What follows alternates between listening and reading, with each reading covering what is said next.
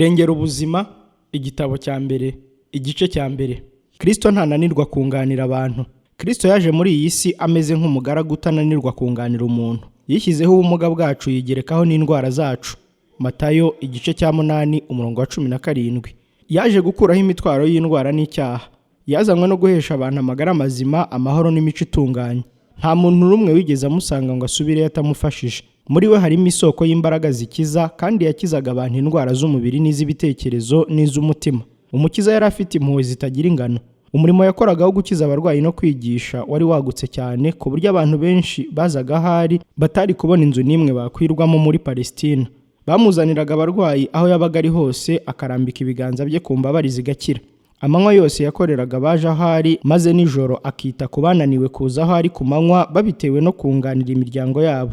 Yesu yashengurwaga n'inshingano yo gukiza abantu. Yarazi yuko abantu bose babasha kurimbuka hatagize igihinduka mu mahame agenga abantu. Nta muntu n'umwe wari gushobora uwo murimo. Yesu akiri umwana yagendaga wenyine, akomeza kugenda wenyine ari n'umusore, yarinze ab'umugabo akiri nyamwigendaho. Buri munsi yahoraga asakirana n'ibigeragezo kandi agahangana n'imbaraga y'umwanzi, nyamara ntiyigeze acogora. Mu bintu byose byamugeragaho mu mibereho ye yose, yahoraga akora ibyose wo mu ijuru ashaka. Ubwo yari akiri muto, igihe nyina yamusangaga mu ishuri ry'abigisha b'Abayuda akamubwira ati, "Mwana wanjye watugenje ute?" Icyo yamusubije nicyo cyerekana uko imirimo yakoze mu mibereho ye yari iteye. Yaramubwiye ati, "Mbese ntimwari muzi yuko ngomba kuba mu nzu ya data?" Luka igice cya 2 umurongo wa 48 n'uwa 49. Imibereho yo kwitanga ubudatezuka. Yesu ntiyagiraga urugo, ahubwo inshuti nizo zamugiriraga neza zikamugoboka. Yaje mu isi abaho nk'abahanya, agendana n'imbabare, kandi usibye no kumwubaha, habe ngo hari n'uwarushyaga amumenya.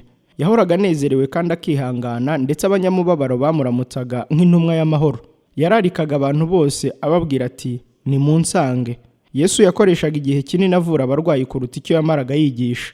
Ibitangaza yakoze byahamije ko atazanywe no kurimbura abantu, ahubwo ko yaje kubakiza. Aho yanyuraga hose, ibikorwa by'impuhwe ze byaheshaga abantu ubuzima bushimishije. Abantu bateraniraga kumva baririmba bashimira Umwami Yesu ibyo yabakoreye. Ijwi rye ni ryo rya mbere abantu benshi bategeye amatwi, izina rye ni ryo jambo rya mbere abantu bavuze kuruta andi, kandi niwe muntu wa mbere abantu barebye kuruta abandi. Yari nk'isoko y'ubuzima ihesha abantu ubugingo n'umunezero. Abantu bari baheze mu mwijima babonye umucyo mwinshi. Matayo igice cya 4 umurongo wa 15 n'uwa 16. Umukiza yatangaga imigisha yo ku isi ituma indwara zikira, kugira ngo abone uko ategurira abagabo n'abagore ubutumwa bwiza bw'ubuntu bwe. Ijwi rye ryumvikaniraga mu nyanja, mu mabanga y'imisozi, mu nzira no mu nsengero, asobanura ibyanditswe byera. Ibihe byinshi yigishirizaga ku marembo y'ingoro y'Imana, kugira ngo n'abatari Abayuda bumve amagambo ye. Inyigisho za Kristo zari zitandukanye n'iby'abanditsi n'abafarisayo bahoraga bigisha. Kenshi abigisha bakuru b'Abayuda bashyiraga ibyanditswe n'abantu mu mwanya w'ibyanditswe byera. Kristo we yigishaga ijambo ry'Imana. Yasubizaga neza abamubaza ibibazo agira ati, "Byanditswe ngo." Yamamazaga ubutumwa bwiza kandi akabwumvikanisha neza afite ubushobozi. Ntabwo abantu bari barigeze bumva ijambo ry'Imana risobanurwa neza bene ako kageni. Kristo yari igikomangoma cyo mu ijuru, ariko yicishije bugufi afata kamere yacu kugira ngo asange abantu aho bari. Abarwayi bazaga kumutegerereza aho yashoboraga kunyura, kugira ngo abarembarembyeho intoki bakire indwara zabo. Kandi si abarwayi gusa, ahubwo n'abantu benshi bashakaga kumva amagambo ye bazaga aho ari. Umwami w'icyubahiro wari wifubitse umwambaro woroheje wa kamere muntu, yavaga mu mudugudu ajya mu wundi abwiriza ubutumwa bwiza kandi akiza abarwayi. Igikomangoma cy'abigisha yigishije ukuri mu buryo n'abantu benshi babayeho hanyuma bagiye babwakiriza yombi kandi babwishimiye. Yigishaga inyigisho zidaca iruhande, agatanga ingero n'ibyitegererezo mbonera, ndetse akavuga amagambo ateye ubwuzu kandi ashimishije, maze abamuteze amatwi bakagarura ubuyanja. Amagambo yose yavugaga yabaga yoroshye kandi avugitse neza. Mbega ukuntu yahoraga hihibikana akora imirimo ye. Buri munsi yahoraga yinjira mu mazu y'abakene n'abashengurwa n'ishavu, insuzugurwa, akazibwira amagambo y'ibyiringiro, n'abababaye akabahumuriza. Kandi Yesu yashakaga no kubana n'abakire ndetse n'abantu b'impuguke. Yemeraga ko bamurarika akajya mu birori byabo, akimenyereza ibyo bishimira, kugira ngo abone uko abahishurira ubutunzi butangirika. Kristo yazanywe no kwerekana ko iyo abantu bakiriye imbaraga y'Imana bashobora kugira imibereho itanduye. Yasanze abagabo n'abagore mu bukene bwabo, amenesha guhagarika umutima no gushidikanya byari byarababujije amahoro. Aho urwangano rwari ruri, ahasakaza urukundo, n'abatari bafite kwizera abatera ibyiringiro. Yabashaga kubwira abo yishimiye bose ati, "Nimunkurikire." maze ijwi rye rikirukana umururumba no guharanira icyubahiro byabase imitima, maze abantu bagahagurukana akanyamuneza bakamukurikira. Ubuvandimwe bushyitse. Kristo ntiyigeze yemera ibyo kuronda ubwenegihugu, amoko cyangwa se imyizerere y'abantu. Yazanywe no gusenya insika zose zagatanyamiryango ngo yerekane yuko impano y'impuhwe ze n'urukundo rwe ari nk'umucyo utagira urubibi n'ibitonyanga bivomera isi igahembuka. Kristo yashyizeho idini itarobanura amoko. Ab'imbata n'ab'umudendezo bahurijwe mu buvandimwe bushyitse. Bose barareshya imbere y'Imana. Ntiyatandukanyije abaturanyi n'abanyamahanga. Kuri we inshuti n'abanzi ni kimwe.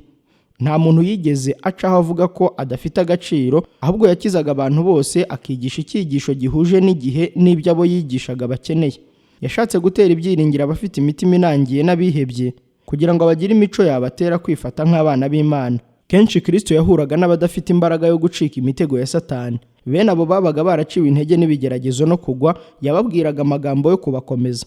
Abandi barwanaga intambara y'inkundura n'umwanzi w'abantu, yababwiraga yuko bazatsinda kuko abamarayika b'Imana babari iruhande ngo babunganire. Abagabo n'abagore bifuzaga ko ababera ibyiringiro.